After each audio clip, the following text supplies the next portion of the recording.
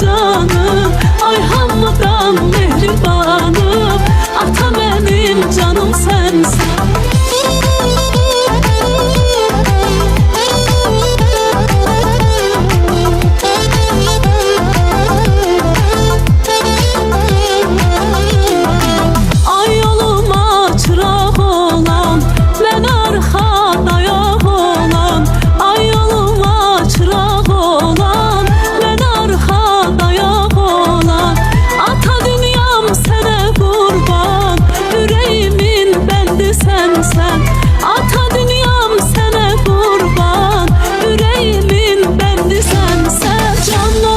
Gözüm ata, sen dilde şirin sözüm ata.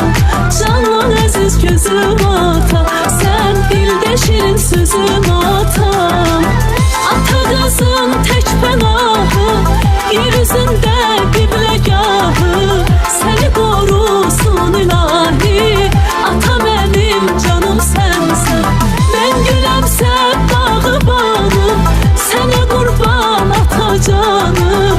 Ay hamıdan mehribanım, ata benim canım sensin.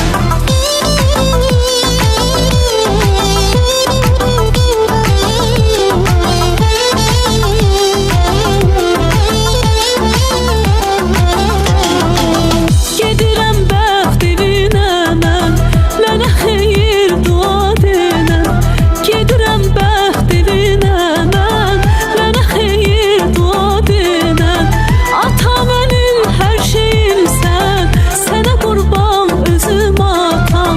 Ata benim her şeyimsən, sənə qurban özüm atam. Candan əziz gözüm atam, sən dildə şirin sözüm atam. Candan əziz gözüm atam, sən dildə şirin sözüm atam. Ata qızın tek pənahı,